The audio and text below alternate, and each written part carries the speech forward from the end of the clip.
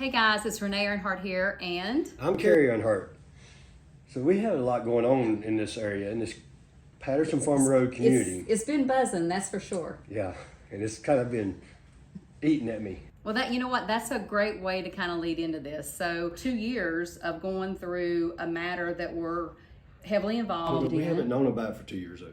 We haven't known about it for 2 years, and that's a good point. That's the point. You know, we've just recently, this year, became aware of what's happening whenever they posted a rezoning sign up the road from our house here. So let's kind of start from the beginning. 2 years ago, the discussion of a parcel of land that is on our road was going to be annexed into the town with watershed rights also part of the discussion. And then we learned a year ago that a rezoning was going to take place in order for a technology park to be built. Right. Which is going to be called the Mooresville Technology Park. And they're requesting to be rezoned from agricultural, residential, Rural residential, yep. to the industrial park. Right. Yes. That has since been changed to a flex industrial flex park. industrial, which And means anything. Means anything. It's very broad. It's a huge change, to say the least. Right. But so to kind of rewind there, so when the annexation happened, I think the watershed rights kind of fell into that place with the Cottle Creek Reservoir, which kind of goes down our little area here. And we learned that even the adjacent landowners to the Cottle Creek Reservoir were not even notified when the annexation that the county had put into place had happened from the request of the applicant, which is Earnhardt Farms.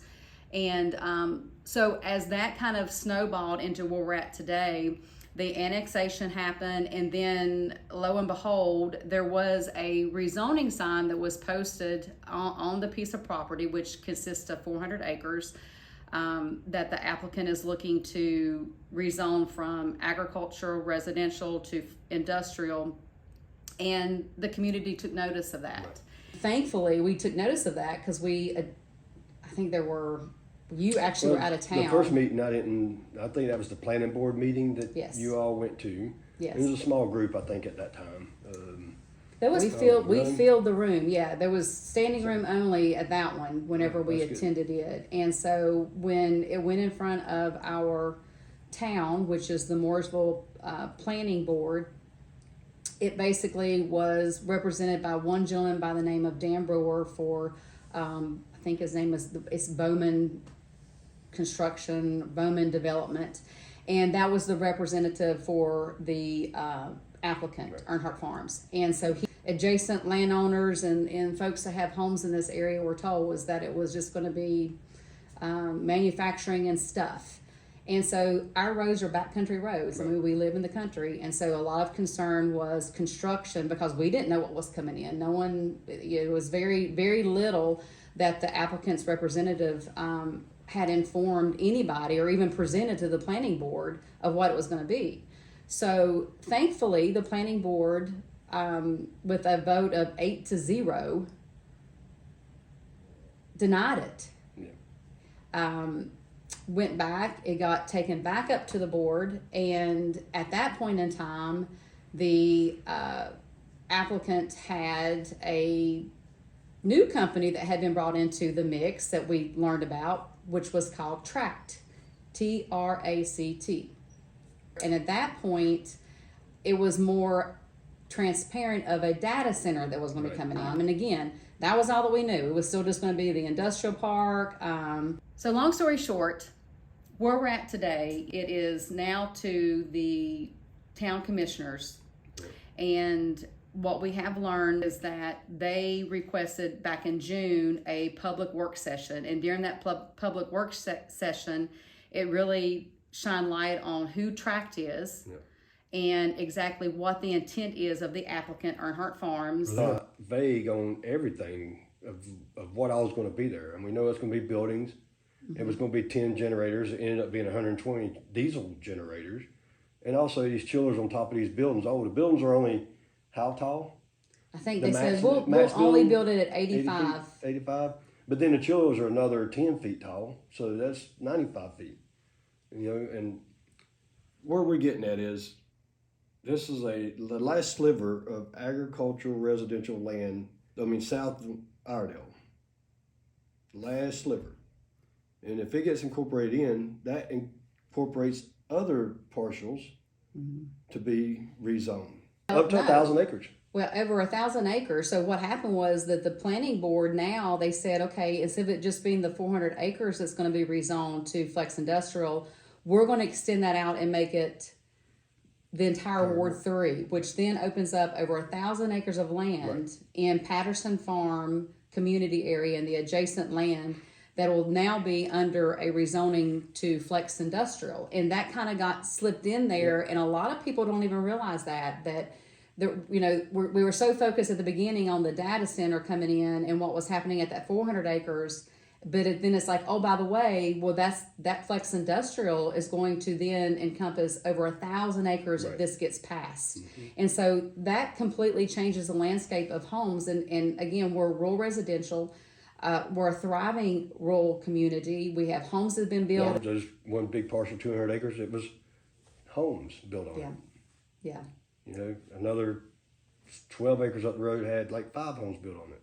Yes. And we're fine with that. Yes. You know, there's people building homes to make memories. Yeah. And no one is saying that anyone should be told what they can and cannot do with their land to a certain extent that is not impacting the lives of others. And I think that that's kind of where we really are very passionate about, is because what is being requested is going to impact the watershed and the land and the environmental resources. This project is asking for the need to have 500,000 gallons of water a day that cannot be shut off, and 350 megawatts of power that Duke Energy is saying that we can supply that. It can't be cut off. It's there. When it gets brought in, it's there. On top of that, to what Kerry was saying, 120 diesel powered generators that have to cycle. Each one of them have to cycle 30-minute intervals. 30-minute intervals, but a day. It's not all of them at one time, but it's constant. Every day something's going to be started. It has to. I mean, they're going to have and to be. And by the way, when the power goes out, them generators are all 120. 120 generators will kick on as backup if the power goes out. You know, and then the lighting alone, they've not been very clear and precise on the lighting. Right. And again, when you sit out on our porch, and it's not just us, like I think the closest home is under 50 feet from where this data center will be built. So the lighting alone, we're not going to have the nice, dark, quiet, nighttime country settings, because these generators, they'll be cycling. Not only that, just the chiller's running 24/7. Yes, because they have to hum. They make a big hum noise. So you're gonna have however many of them. I don't think we even got to that point. How many chillers we're gonna have? No, we haven't. I mean, it's not. It's just gonna be constant noise. The bottom line is this project does not belong where they're trying to put it. Mm-hmm. They're putting it in a 400-acre plot that is surrounded by homes all the way around it. It's not like it's something that's out here, nothing around. I think one lady spoke the other night. She said she visited one place. It had one home by it. Yes. And it was condemned by the town. Yes. I think that was in Louisiana, data center. Just so they could build that data center. Right. That family lost their home. Yeah. And that lady is 50 feet from this project. Yes. That's what she's concerned about, losing her home. They could condemn your place and you can't do a thing about it. Yeah. And that's the frustrating part. So, and there's a lot to it. They talk about boundaries, blah, blah, blah, blah. All right. One boundary that is towards us. So the boundary is at the property line. Well, the place that's cleared out is up above that boundary on top of a hill. So that boundary does no good below it. Right. It don't block anything. Right. So there's a lot that they're not talking about. Yeah. I haven't personally spoke in person about this project until now. We have let the due process take its course respectfully over the past 12 months, but I think a chord kind of was struck with you whenever an article was written. It's property that Dad was proud of. He would always go out there deer hunting, turkey hunting, but our favorite time was dove hunting. You know, dove hunting would open up on a Saturday. Well, he's racing that Saturday, so no one was able to dove hunt until Monday. And when he got back Monday, shut the shop down. All the guys, friends and family, would all come out there, and I can't remember. It was a lot of us, and he had us positioned in each spot. He planned this whole day for his friends and family, and the smile he always had on his face when he's riding around picking with guys, bringing them shells, bringing them snacks, bringing them drinks, riding the outskirts of the property to try to flush the doves back up. And That's what it was about. You all prepped for that. Yeah, he prepped that land. That was a big He put event. a fire line up for someone that was young in her life to be able to shoot dove there when they come try to light on the power line. You know, he planted that there for us, planted soybeans. It was his passion. Love of the outdoors, conservation, preservation. And things happen in life, and time marches on, whether you like it or not. It does. And you want to have respect for things that people have to do, especially when they have by right to do those kind of things. And that's, I think, where this whole community is that we understand that growth may have to happen. We understand that the applicant is asking for a rezoning for something simple. It's something that's going to impact the natural resources forever. And we have livestock. I know that there's a family down the road that they have horses that drink out of this reservoir, and the chemicals that could possibly contaminate this watershed and could overflow even in our well waters, in our ground, in the soil. There's so many things that are scary. It's just scary about what is wanting to be built in the infrastructure that encompasses the data center and all the moving parts of that. It's not like a supermarket. It's not like I'm just going to say a condo, or it's not even like that. This is a concrete monster that just gobbles the natural resources away, and the people around here will be affected by it. And it's not just us, because that water flows downstream. Exactly. It goes on down to the next counties. I know a guy in Cabarrus County called to, give his speech about not wanting it here. Well, that might be 20, 30 years before it gets there, but it's going to be it. Yeah. Oh, and when you have, it's all over the news. From the president down to our state legislature is looking for these data centers to come into North Carolina for all these tax revenues and dollars that are coming in. But at the end of the day, guys, it is gambling away the natural resources, and the good Lord's not making any more of it. And you can only consume so much of water and power and earth and just dirt before it's gone. It's just going to be all gone. And my concern is, and the scary part is, who is even watching and regulating that? Changed all these bylaws, I guess you call them. It just all changes to suit what they want when they're in that position. It's like, to be a mayor or commissioner on the board, you have to be in the town or city limits. But yet, they could come out to a rural county, not city limits or anything, and do whatever they want to do. I can't run for a position that can't control what happens in our area. Well, that's what happens when you get annexed into the town, and then you get rezoned, and the town controls your livelihood, but you don't even get a voice to vote and elect them to that position.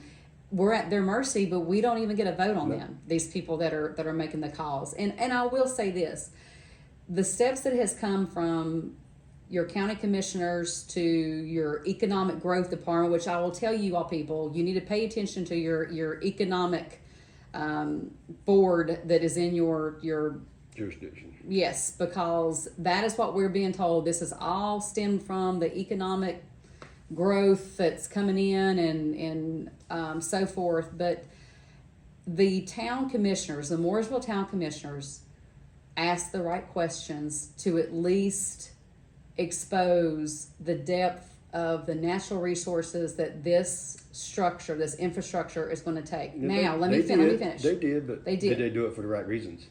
I don't know why, but at the end of the day, we know it and they know it. And the bottom line is this, all this that we just said, nobody knows who the end user is. So we don't know who is going to occupy that space.